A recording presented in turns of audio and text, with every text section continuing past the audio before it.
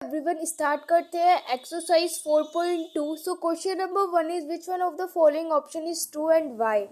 सो यहाँ पे हमें ऑप्शंस गिवन है और हमें यहाँ पे बताना है कि कौन सा ऑप्शन यहाँ पे सही है और वो क्यों है। देखो अब यहाँ पे हमें ये गिवन है y is equal to 3x+5 है। अब ये हमें यहाँ पे एक लीनियर इक्वेशन गिवन है। लीनियर इक्वेशन क्या होती है, किसी भी लाइन की जो इक्वेशन होती है उसको हम लीनियर इक्वेशन बोलते हैं। ठीक है, अब यहाँ पे हमसे पूछा गया इसके कितने सॉल्यूशंस हो सकते हैं। यूनिक सॉल्यूशन हो सकता है, सिर्फ 2 सॉल्यूशन हो सकते हैं, या फिर इनफाइनाइटली मैनी सॉल्यूशंस हो सकते हैं। ठीक है, यूनिक सॉल्यूशन का मतलब होता है कि सिर्फ एक ही सॉल्यूशन हो सकता है। ओनली 2 सॉल्यूशंस का मतलब होता है कि इसके सिर्फ 2 ही सॉल्यूशंस हो सकता है। और इनफाइनाइटली मैनी सॉल्यूशंस का मतलब होता है कि इसके बहुत सारे सॉल्यूशंस हो सकते हैं। सो आंसर क्या होगा इसका? थर्ड होगा कैसे, अब ये समझते हैं। देखो अब यहाँ पे अगर मेरे पास ये लीनियर इक्वेशन गिवन है y is equal to 3x+5। अब यहाँ पे हमने ये कैसे कह दिया कि इसके काफ़ी सारे इनफाइनाइटली मैनी सॉल्यूशंस होंगे। ये हमने कैसे कह दिया? देखो अगर यहाँ पे आप x की वैल्यू सपोज करो, हम यहाँ पे x की वैल्यू पुट करते हैं 1। ठीक है, तो मेरे पास ऐसे y की वैल्यू क्या आ जाएगी? 8 आ जाएगी। यानी कि अगर मैंने x की वैल्यू 1 पुट की तो मेरे पास y की वैल्यू क्या आ गई? 8 आ गई। ठीक है, अब अगर तो एक सॉल्यूशन तो ये हो गया। ओके, अब मैं x की प्लेस पे पुट कर देती हूँ 2, तो मेरे पास कितना हो जाएगा? तो मेरे पास y की वैल्यू क्या आ जाएगी? 11 आ जाएगी, है ना। तो यानी कि जब मैंने x को 2 पुट किया तो y मेरे पास 11 आया। ठीक है, तो ये हो गया दूसरा सॉल्यूशन। तीसरा, अगर मैं यहाँ पे पुट करूँ 3, x की प्लेस में मैं पुट कर देती हूँ यहाँ पर 3। ठीक है, तो ये मेरे पास कितना हो जाएगा? तो अगर मैंने x को 3 पुट किया तो y मेरे पास कितना हो जाएगा? That is 14। ठीक है, सो अगर तो यानी कि जब मैंने x को 3 पुट किया y मेरे पास कितना आ गया? That is 14। सो यानी कि इसका मतलब ये है कि मैं x की कितनी भी वैल्यू पुट करती चली जाऊंगी मेरे पास y की वैल्यू आती चली जाएंगी। हाँ जी, यही बिल्कुल सही है कि हम x की कितनी भी वैल्यू पुट कर सकते हैं हमारे पास इनफाइनाइटली। हम कोई भी वैल्यू यहाँ पे x की पुट कर सकते हैं। अभी मैंने यहाँ पे सिर्फ आपको पॉजिटिव नंबर्स लेकर बताया, नेगेटिव नंबर्स भी हम यहाँ पर पुट कर सकते हैं, फ्रैक्शंस में भी कर सकते हैं। ठीक है, तो हमारे पास इनफाइनाइटली मैनी सॉल्यूशंस निकलते चले जाएंगे। ठीक है, हम जो भी x की वैल्यू पुट करते चले जाएंगे, फिर हमें एक नई y की वैल्यू मिलती चली जाएगी, है ना। तो इसका मतलब इसके इनफाइनाइटली मैनी सॉल्यूशंस हो सकता है। समझ आया?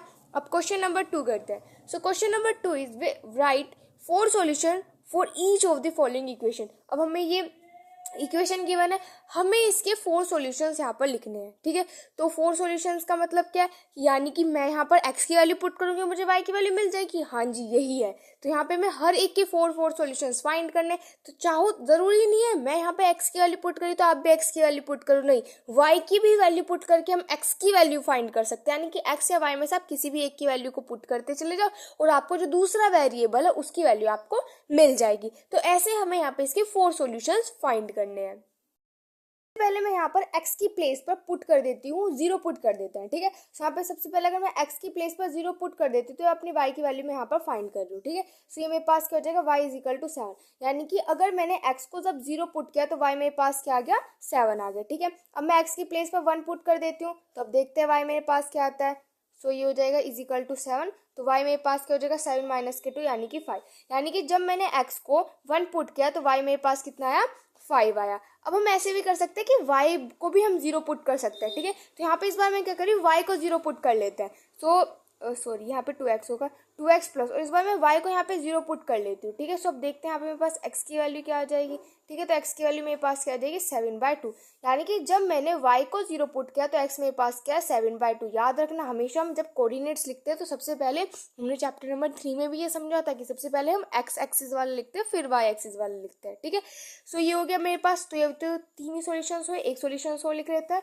तो यानी कि यहाँ पे मैं इस बार y को 1 पुट कर लेते हैं। ठीक है, so 2x plus 1 is equal to 7। So यानी कि 2x इज इक्वल टू 6 हो जाएगा। तो x क्या हो जाएगा? 6/2। यानी कि मेरे पास कितना आ जाएगा? 3। सो x मेरे पास कितना आ गया? 3।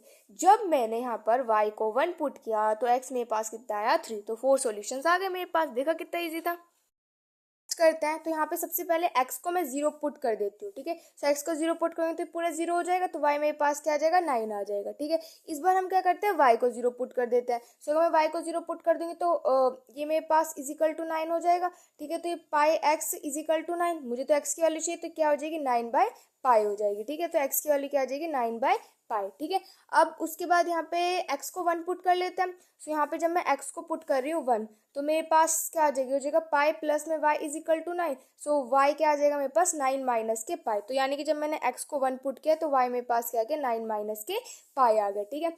अब यहाँ पे अब हम y को 1 पुट कर लेते हैं, ठीक है। तो मैं यहाँ पे y को 1 पुट कर लेती हूँ, तो ये मेरे पास क्या आ जाएगा, पाई x इज इक्वल टू, ये 9 में से 1 सब्ट्रैक्ट करेंगे तो 8 हो जाएगा। सो x मेरे पास क्या आ जाएगा, दैट इज 8/पाई, ठीक है। तो यानी कि जब मैंने y को पुट किया 1 तो x मेरे पास कितना है, 8/पाई आ गया, ठीक है। सो हमें यहाँ पे 4 सॉल्यूशंस इसके बताने थे।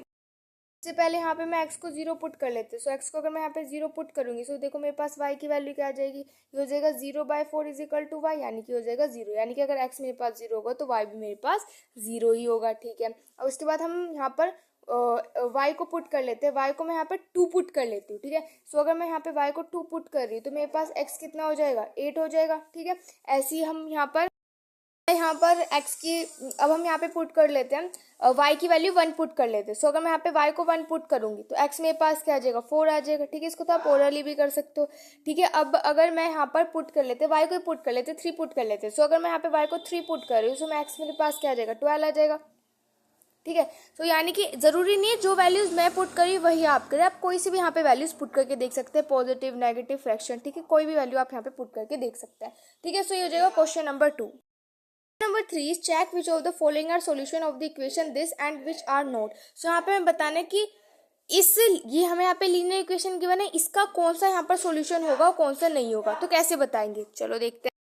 देखो मेरे पास ये लीनियर इक्वेशन गिवन है और मुझे फर्स्ट पार्ट में ये गिवन है। तो सबसे पहले इसको देखते हैं। तो यहाँ पे इसका मतलब क्या है कि x मेरे पास 0 है और y मेरे पास क्या है, यहाँ पर 2 है। तो आप ऐसे भी कर सकते हैं कि यहाँ पे x और y की वैल्यू पुट करके देख सकते हो क्या वो राइट हैंड साइड की इक्वल आ रही है, वैसे भी पता चल जाएगा। चलो वैसे ही कर लेते हैं। x की वैल्यू 0 पुट की मैंने और y की वैल्यू क्या पुट करी, 2 पुट करी। अब देखते हैं क्या है, ये हम यहाँ पे क्या ले रहे हैं, इसकी लेफ्ट हैंड साइड ले रहे हैं। सो देखो ये राइट हैंड साइड की इक्वल आ रहा है, नहीं, क्योंकि तो माइनस के 4 आया और यहाँ पे 4 है। तो यानी कि यहाँ पे जो लेफ्ट हैंड साइड है वो मेरी राइट हैंड साइड की इक्वल नहीं है, यानी कि फर्स्ट वाला तो सॉल्यूशन नहीं हो सकता। तो फर्स्ट का आंसर तो मेरे पास नो हो जाएगा।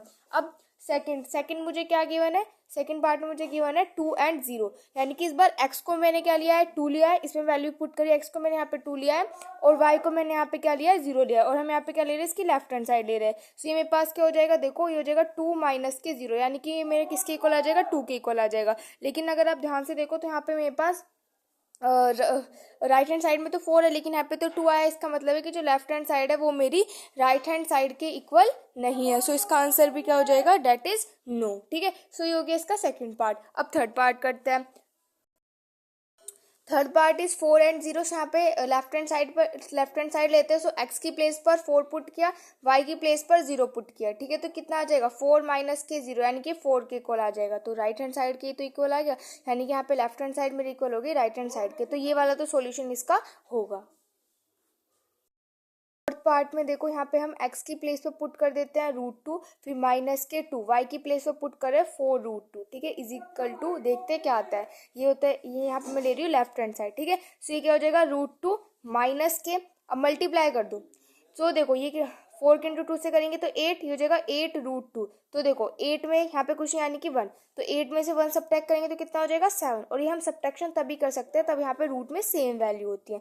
लेकिन साइन कैसा आएगा, माइनस का, क्यों, क्योंकि 8 तो बड़ा होता है और मेरे पास यहाँ पे क्या आया, माइनस के 7√2 आया। तो ये तो मेरा जो है वो लेफ्ट हैंड साइड जो है वो मेरे यहाँ पे राइट हैंड साइड के इक्वल नहीं है। इसका मतलब ये वाला मेरे पास सोल्यूशन नहीं होगा।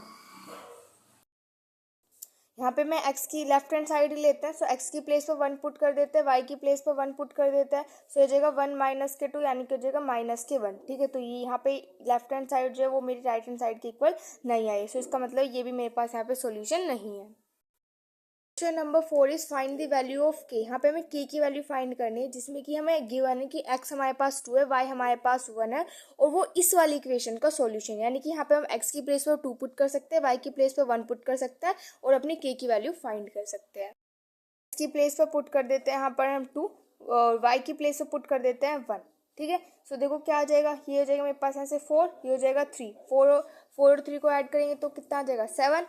तो यानी कि मेरे पास ये किसके इक्वल आ गया, 7 के इक्वल आ गया। यानी कि हमें ये था क्या, यहाँ पर k तो था मेरे पास, ठीक है। यानी कि k की वैल्यू कितनी आ गई मेरे पास यहाँ से, दैट इज 7। ठीक है। सो यहाँ पर एक्सरसाइज 4.2 कंप्लीट होती है। नेक्स्ट वीडियो में स्टार्ट करेंगे नेक्स्ट एक्सरसाइज। Thank you.